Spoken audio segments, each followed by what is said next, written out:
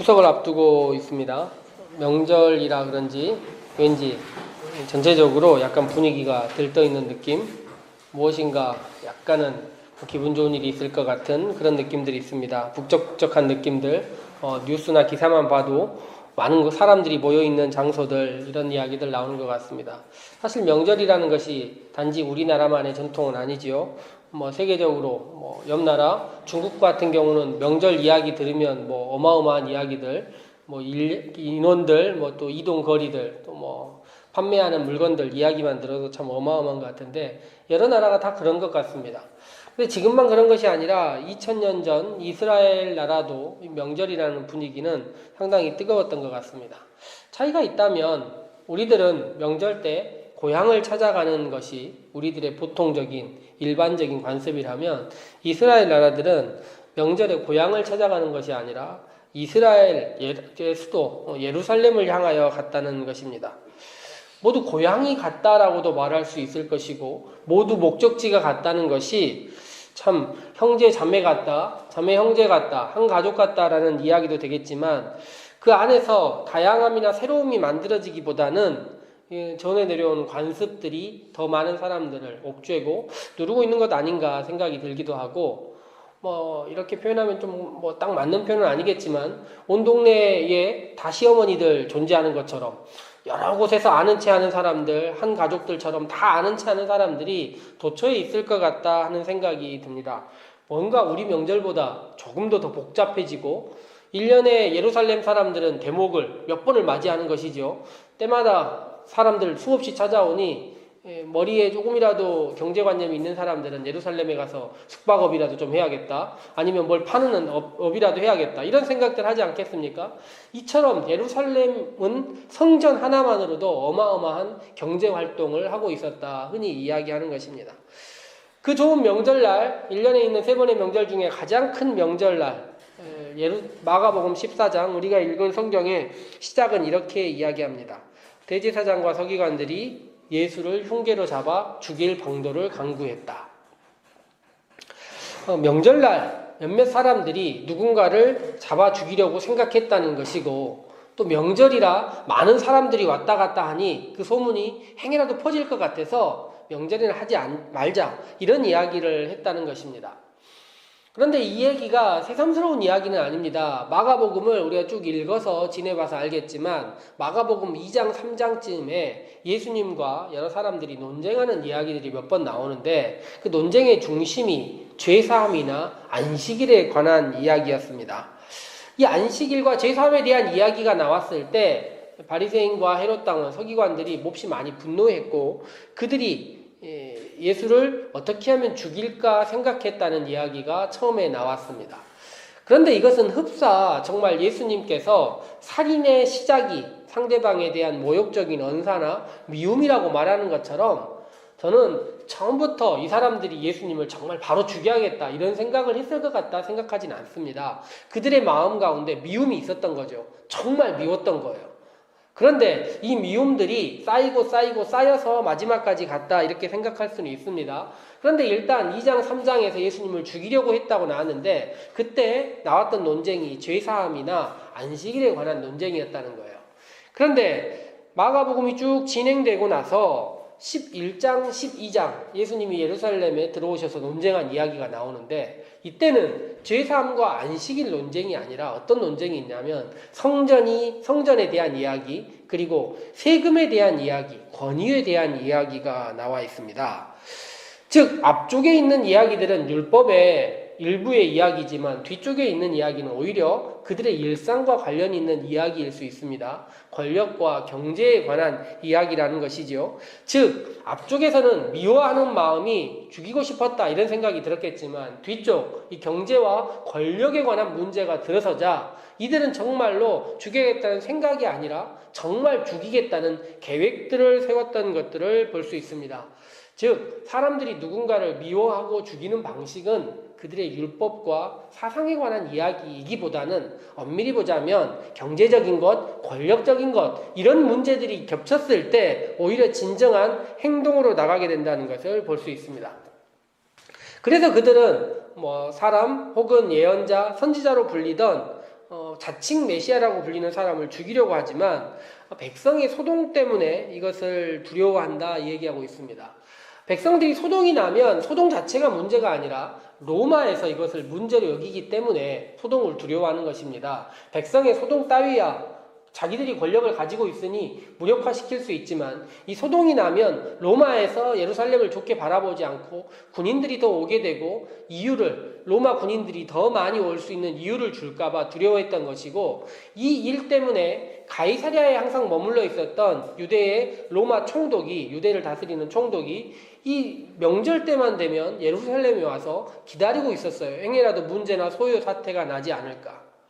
그래서 이 예루살렘에 있었던 권력자들, 제사장, 헤롯 당원, 서기관, 율법학자들, 이런 사람들은 놀랍게도 하나님을 두려워해서 사람을 살인하거나 미워하거나 율법을 어기는 일들, 이런 일들을 하나님을 두려워해서 하지 못하는 사람들이 아니라는 것입니다. 그들은 오히려 사람을 죽이려고 하는 나쁜 마음을 갖는 것 자체는 두려워하지 않으면서 보이는 사람들이나 보이는 로마 총독들을 오히려 더 두려워하고 있습니다. 하나님의 율법 자체는 두려워하지 않고 군중이나 로마 총독이나 로마를 더 두려워하고 있다는 것입니다. 언젠가 한번 들어본 것 같지 않습니까? 보이는 신과 보이지 않는 신의 이 대결 말입니다. 언제였습니까? 애굽에서 이스라엘 백성들이 탈출할 때 애굽의 많은 사람들, 그리고 이스라엘의 많은 사람들도 보이는 신인 애굽의 바로와 보이지 않는 신인 하나님 사이에서 언제나 갈등하고 있습니다. 그런데 보통은 누가 더 세게 느껴지는 것입니까? 보이는 신이 훨씬 더 두려운 것입니다. 예수님 잡아 죽이려는 거 두려워하지도 않고, 다른 사람들 나중에도 보니까 예수님의 제자들도 죽이는 거 두려워하지 않던 예루살렘의 권력자들이 누구를 두려워하냐면 보이는 군중들, 보이는 로마 총독, 보이는 로마를 두려워하고 있다는 것입니다. 그래서 이들은 명절 때는 이 일을 하고 싶어 하지 않았습니다. 정말 소리 소문 없이 누가 죽였는지도 모르는 채 이런 일이 벌어졌으면 좋겠다 생각했던 것입니다. 그런데 명절의 이 일을 결국에는 하게 되었고, 결국에는 이 일이 온 세계 많은 사람들에게 더 퍼질 수밖에 없게 되었습니다. 고민하는 그들에게 뭐가 나타난 것입니까? 결국에는 배신자 한 명이 나타났기 때문입니다. 그런데 이 배신이라는 것, 이 배신의 끝은 어디인가 우리가 생각해 볼 수 있습니다. 마가복음 읽다 보면 이 배신자가 달리 배신이 아니라, 배신을 해도요, 돌아오면 배신이라 취급받지 않습니다. 그런데 배신이라는 것의 끝은 뭐냐면 회복의 가능성 자체가 완전히 사라져버리는 것, 이것을 배신이라 부르는 것입니다. 우리가 마가복음 14장에 보면 두 번의 이야기가 나오는데, 유다의 이야기는 통상적으로 배신이라 이야기하고 베드로는 뭐라고 이야기합니까? 부인이라고 이야기를 합니다. 왜 이런 이유가 있을까요? 다른 이유가 아니라 돌아올 가능성이 없는 그 일 자체를 배신이라 부르고, 돌아오고 후회가 남지만 회복하고 돌아오는 것, 즉 탕자의 비유 자체, 이런 것들을 보고 배신이라 말할 수는 없다는 것입니다. 어쨌든 만회할 수 없는 일들을 벌려버리는 것, 이것이 가장 안타까운 일이 아닌가 생각해 봅니다. 물론 돌아오지 못하는 사람들을 우리가 기억하고 그들을 배신하고 저주하고 나쁘게 말하기 위한 것이 아니라, 이후에 돌아올 수 없는 이유가 무엇이었을까를 우리도 한 번 정도 생각해 보았으면 좋겠다 생각합니다. 그런데요, 지금 두 가지 사건이 있다고 얘기했습니다. 배신과 부인. 그런데 우리 일생을 살다 보면 이 배신의 자리, 선생을 팔거나 정말 자기 조직을 이렇게까지 팔아넘기는 일들이 우리들에게 흔하냐는 것입니다. 저는 이거 생각했을 때 이것은 거의 순교와 맞먹을 정도로 흔한 일은 아니라고 생각이 듭니다. 일생 가운데 극도의 몇몇의 사람들만이 이런 배신의 경험들, 극도의 나쁜 경험들을 하고 사는 것이지, 대부분은 배신의 경험보다는 부인의 경험들이 많습니다. 적극적 배신이 아니라 소극적 부인의 자리가 오히려 우리의 자리일 가능성이 높다는 것입니다. 그러므로 유다의 자리, 유다 나쁜 사람이지 하고 생각하기보다는 베드로는 우리와 어떤 연관이 있는가, 요거 한번 생각해 보는 것이 신앙의 자리에서 더 합당한 자리가 아닌가 생각해 보는 것입니다. 이제 마가복음 14장을 한 번 더 곰곰이 살펴보도록 합시다. 마태, 마가, 누가, 요한을 우리가 읽고 있지 않습니까? 그런데 마태복음을 제가 이야기할 때 이 설교라는 중요한 뼈대가 있다 이야기를 했고, 구약에서 신약으로 넘어오는 자리에 있다 이야기를 했습니다. 근데 마가복음은 이야기를 하면 보통 두 가지 이야기를 해요. 첫 번째는 기적이고 두 번째는 순환입니다. 기적과 순환이 마가복음의 거의 대부분의 이야기예요. 그러니까 기적에 대한 이야기, 예수님의 기적에 대한 이야기를 살펴볼 때는 항상 마가복음을 맨 먼저 살펴야 되는 것입니다. 그런데 오늘은 베드로에 대한 이야기를 하기 때문에 마가복음의 기적 이야기는 추후에 우리가 다시 한번 시간을 내서 살펴보도록 하겠습니다. 그런데요, 제가 베드로에 대한 이야기를 한다고 그랬는데 이 베드로에 대한 이야기는 마가복음에 사실 많이 나와 있는 게 아니라 마태, 누가, 요한복음에 오히려 더 많아요. 왜냐하면 마태복음에 혹시 생각나는지 모르겠지만 베드로가 물 위를 걷다가 물에 빠져버리는 경험, 이게 마태복음에 나온 이야기고, 예수님과 성전에 관련된 세금 이야기를 하다가 물고기 입에 가서 동전 빼오는 이야기, 이것도 마태복음에만 있는 이야기예요. 누가복음 생각하시면 기억나는 이야기 있지 않습니까? 예수님께서 베드로에게 깊은 데 가서 그물을 던져라. 그래서 베드로가 물고기 엄청 많이 잡은 이야기. 요한복음 마지막에도 베드로가 부활하신 예수님이 오셔가지고 물고기 잡아봐라. 그래서 물고기 엄청 많이 잡았는데 153마리 잡았다는 그 이야기들. 이게 마가복음만 베드로와 예수님의 이렇게 밀접한 이야기가 없는 것이고 다른 복음서엔 다 있어요.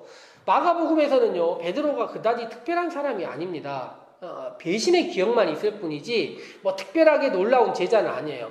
한번 예수님을 주님은 그리스도시요 살아계신 하나님이라 고백한 이야기 외에는 베드로와 예수님과 얽혀있는 이야기가 그다지 많지 않은 것입니다. 예수님께서 제자를 특별히 데리고 몇 번 가시긴 했는데 그것이 베드로 혼자만 특별하게 데려가는 것이 아니라 3명의 제자들을 같이 데려갔단 말이에요.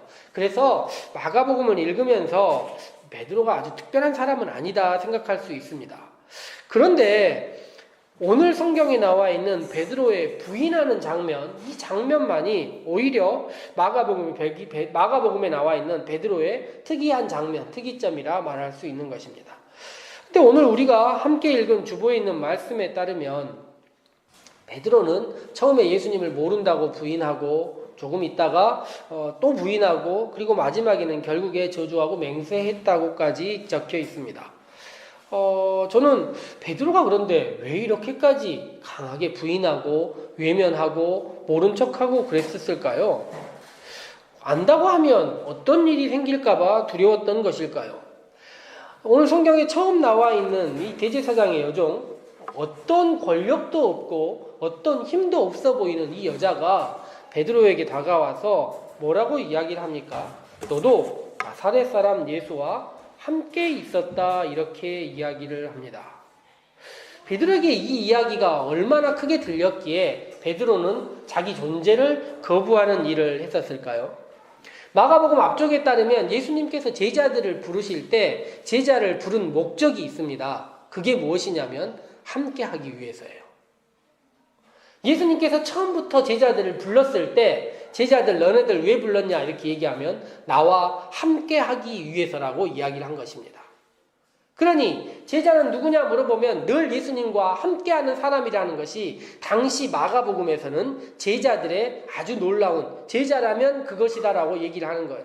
그런데 이 여자가 말한 것입니다. 다른 말이 아니라 너 예수님과 함께하지 않았느냐. 베드로에게는 가장 정곡이 찔린 것이고 그리하여 베드로는 자기도 모르게 이야기할 수밖에 없는 것입니다. 아닙니다. 나는 함께하지 않았습니다. 나는 그 사람을 모른다 이야기하는 것입니다. 다른 복음서가 아니라 마가복음을 쭉 읽어본 사람들 입장에서는요, 제자들이 이렇게 하는 것 어찌 보면 참 당연하게 보입니다. 제자들이 마가복음에서는 되게 무지하게 나오거든요. 제자들이 예수님 배신하는 아이콘들로 계속 나오고 있습니다. 제자들이 예수님께 마지막까지 충성을 다하고 십자가까지 내가 함께 지겠다라고 이야기하는 것, 이건 마가복음에 전혀 맞지 않는 이야기라는 것입니다. 마가복음의 제자들은 한심하기 그지없습니다. 흔히 보면 예수님께서 수없이 많은 사람들을 떡을 먹인 다음에 제자들이 고민하는 게 뭡니까? 우리에게 떡이 하나밖에 없다. 예수님께서 예루살렘에 가시면서 3번이나 같은 이야기를 하세요. 내가 가면 순환당하고 죽임당하고 나중에 부활한다. 이런 죽음과 순환에 대한 이야기를 하는데 제자들이 뭐라고 얘기합니까? 우리 중에 누가 크냐? 계속 이런 이야기들을 반복하고 있습니다. 이들이 마지막으로 희망을 줬던 이야기가 뭐냐면 마지막 최후의 만찬 때 예수님께서 니네 나 배신할 거야 그랬더니 아닙니다. 절대로 우리는 그렇지 않겠습니다라고 신신당부하지만 잠깐 있다가 뭐라고 합니까? 이 사람들이 예수님과 함께하는 자리, 예수님이 3명의 제자들 데려갔는데 예수님 3번 기도하실 때 그들이 어떻게 합니까? 계속 자고 있었다고 나옵니다. 자고 있었던 이유가 뭐예요? 나중에 눈을 보니 피곤했다. 피곤하지 않은 사람이 누가 있습니까? 성인 남자들 다 피곤하죠. 일생 내내 피곤한 것 아닙니까? 원래 피곤한 게 당연한 거예요. 제자들만 피곤한 게 아니라 밤 되면 원래 그런 것입니다. 그런데 제자들이 핑계라고 나중 사람들이 됐던 유일한 이유가 피곤해서 졸았다. 이렇게 이야기하는 것입니다. 오히려 마가복음의 저자가 알려주는 것은 우리 존재가 얼마나 바닥까지 내려갈 수 있는가, 예수님과 관계에서 저 낮아지고 낮아지는가 하는 생각들, 이런 생각들밖에 되지 않습니다. 그러니 마지막의 순간에도 잠자고 있던 제자가 누가 와서 너 예수님과 함께하지 않았느냐 물어보면 바로 이야기하면서 그래요 저는 함께했어라고 말하는 것 자체가 오히려 성경에서 더 어울리지 않을 수 있다 말하는 것입니다. 그런데요, 제가 왜 마가복음을 선택했을까요? 마태, 마가, 누가, 요한복음 중에 한 번은 이 얘기를 해야겠다 생각을 했을 때 원래는 누가복음이 가장 적절합니다. 누가복음의 이야기가 마태, 마가, 누가, 요한 중에 3개의 복음서가 비슷한 시각으로 쓰여서 읽을 수 있지 않습니까? 마태와 마가복음은요, 예수님께서 잡혀가신 이야기가 거의 비슷하게 나와 있어요. 누가복음은 어떻게 되어 있냐면 예수님께서 잡혀가시자마자 베드로가 배신하는 장면이 나와요. 베드로가 부인하는 장면이. 이 마태, 마가복음은요, 신문하는 장면이 나온 다음에 마지막에 나옵니다. 누가복음은 극적 전환을 위해서 뒤에 있는 이야기를 앞으로 당겼어요. 그래서 드라마, 이야기를 위해서는 누가복음이 훨씬 낫습니다. 그런데 왜 마가복음일까요? 제가 마가복음을 주시한 이유는 오늘 설교의 제목에 나와 있는 두 번째 닭이 울기 전에, 닭이 2번 울기 전에라는 이 단어 때문에 마가복음을 선택한 것입니다. 2번째 울었다면요, 분명히 첫 번째 닭이 울었던 시간이 있었을 것입니다. 첫 번째와 2번째 닭이 우는 사이, 이 시간의 간극, 이것을 마가복음은 베드로에게 주었던 것이고, 저는 이 시간들, 어떻게 보면 평범하게 울었던 시간, 첫 번째 닭이 울었던 시간은 모두에게 평범한 시간입니다. 그런데 이 2번째 닭이 우는 순간은요, 평범한 순간이 아닙니다. 이것은 몹시 특이한 시간이고, 이 2번째 닭이 우는 순간 일부의 사람들, 베드로뿐만 아니라 제자들 모두까지 긴장하고 두려워할 수밖에 없는 시간이었다는 것입니다. 첫 번째 닭이 울었을 때까지는 베드로는 그것에 대해서 지나쳐버리고 아무 상관없다 생각하고 들었을 것입니다. 그런데 2번째 닭이 우는 순간 베드로는 특별한 상황을 그 안에 경험하게 된다는 것입니다. 이 베드로의 닭에 대한 시간을 이 학자들 가운데 되게 궁금해하던 사람들이 있었어요. 그래서 6월절에 예루살렘에 닭이 몇 시에 우는지를 정말 궁금해서 예루살렘에 찾아가 본 학자들도 있었습니다. 가봤더니 새벽 2시 반 사이에서 5시 사이에 울었다. 요거 조사를 한 거죠. 제가 볼 때는 예루살렘 여행 핑계 중에 최고의 핑계가 아닌가 생각이 듭니다. 그거 알아보러 닭이 몇 시에 우는지, 예루살렘에서 6월절에 몇 시에 우는지 가서 알아봐야겠다. 그런 핑계로 저희 아내를 통과하기는 굉장히 어려운 이야기 아닙니까? 이건 내가 보건대 불가능에 가까운 이야기예요. 그런데 로마의 저술가 키케로가 뭐라고 얘기했냐면 닭은 아무 때고 운다, 이렇게 이야기를 했어요. 사실 엄밀히 보면 이게 맞는 이야기죠. 저는 무슨 얘기를 하고 싶은 거냐면 예루살렘 6월절 그게 아니라 닭이라는 존재 자체는 우리나라고 어디고 언제든지 울고 있는 것입니다. 그래서 예수님이 말하는 건 예루살렘 6월절 그날이 아니라 첫 번째와 2번째 사이에 시간 속에 살고 있는 베드로를 이야기하고 있다는 것입니다. 성경 가운데 가장 절묘한 부분은 베드로가 군인에 의해서 등치 좋고 몽둥이 들고 칼 들고 왔던 무리들에 의해서 질문을 받지 않았다는 것입니다. 성경을 읽다 보면 베드로가 어떤 사람처럼 보입니까? 흔히 남자연 하는 사람처럼 보이지 않습니까? 왠지 물에도 막 뛰어들고 상남자처럼 보이지 않습니까? 저는 무슨 생각을 하냐면 베드로가요, 군인이 와서 칼을 들이대고 너 예수님과 함께 있었지라고 말한다면 오히려 남자답게 그래요, 난 함께 있었어요 라고 말했을 것 같습니다. 그런데 한 여종이 와서 던지는 말, 두려워할 필요도 없고 사회적 지위도 없는 사람이 와서 내 귓가에 나에게 보이지도 않는 사람처럼 갑자기 와서 이야기를 하는 것입니다. 베드로는 담대해질 준비도 돼 있지 않고 어떤 마음의 준비도 돼 있지 않은 상태에서 이야기를 합니다. 여종이 두 가지 이야기를 해요. 너의 얼굴을 보니, 너의 말투를 보니 너는 함께 있었다. 베드로는 이게 너무 두려웠던 것 같습니다. 그래서 베드로가 어떻게 합니까? 부인하고 부인한다는 것입니다. 오늘 우리가 성경 66절부터 읽었는데요. 65절까지의 이야기가 예수님이 신문당하고 모욕당하는 이야기입니다. 저는 이 마가복음의 저자가 의도하지 않았던 이 65절까지와 66절까지부터의 장면이 아주 심각한 놀라운 장면 전환이라고 생각을 해요.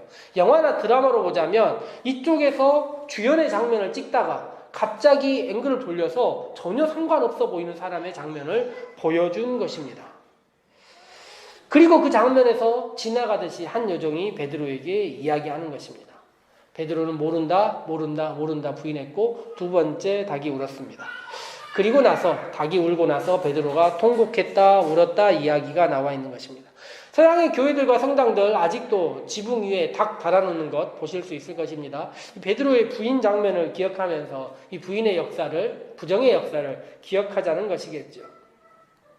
저는 이 두 번째 닭이 울었다는 이야기, 이것이 첫 번째 장면과 두 번째 장면이 흡사 우리의 주일의 장면에서 우리의 일상의 장면으로 장면이 전환되는 것이 아니냐 하는 생각을 한 것입니다.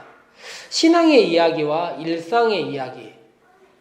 성경은 우리에게 주일날 우리가 함께 모여서 있는 이 장면을 먼저 보여주고 항상 그 다음 장면을 만들어서 우리에게 보여주는데 전환의 장면에서는 늘 우리가 주인공입니다.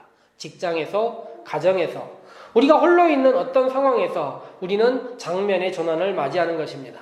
그 장면은 법정, 대제사장, 예수님 이렇게 위대한 사람들, 어마어마한 사람들이 세계사적 전환의 장면에서 존재하는 것이 아니라 불을 쬐고 있는 일부의 사람들, 누군지도 모르는 익명의 사람들과 함께 있는 나를 보여줍니다. 그 장면에서는 유다와 같이 선생을 팔아먹는 배신의 장면이 우리에게 있는 것이 아니고 우리는 너도 함께하는 사람이냐? 너도 그와 함께 있었느냐? 네가 예수 믿는 사람이냐? 너의 신앙은 무엇이냐? 우리들에게 알 수 없는 움직임과 소리들로 우리들에게 다가오는 것입니다. 놀랍게도 그때 우리들은 부끄러워하는 모습들이 있고 우리들은 우리도 모르게 나의 신앙을, 내가 가지고 있는 믿음들을 나도 모르게 부정하는 존재들로서 나올 수 있습니다. 그때마다 우리들은 무엇을 보아야 합니까? 말씀이 그때 우리에게 들리면 우리가 통곡할 수 있지만 말씀이 우리에게 들리면 우리가 바꿀 수 있지만 그렇지 않은 상황들도 있는 것입니다. 그것이 반복되는 사이에 베드로에게는 닭이 운 것이고 우리에게는 말씀들이 찾아오는 것입니다. 지난주에 설교로 주님과 함께하는 즐거움이라는 말씀을 전했습니다. 주인의 즐거움에 참여하는 즐거움 말입니다. 그런데 그 즐거움에 참여하기는커녕 부인하고 배신하는 장면을 오늘 우리들은 말씀을 통해서 보게 됩니다. 다행인 것은 우리의 모습이 아니라 성경에 있는 베드로만의 모습일 것으로 생각됩니다.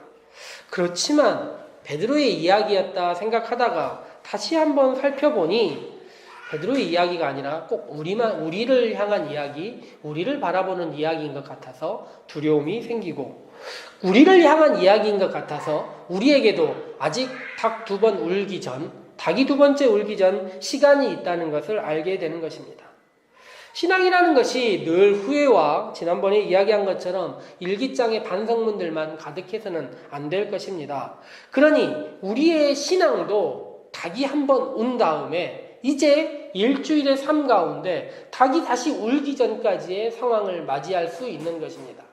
그 상황에 우리들은 배신과 순교의 장면을 맞이하는 것이 아니라 함께 하겠느냐? 그 질문에 대한 대답을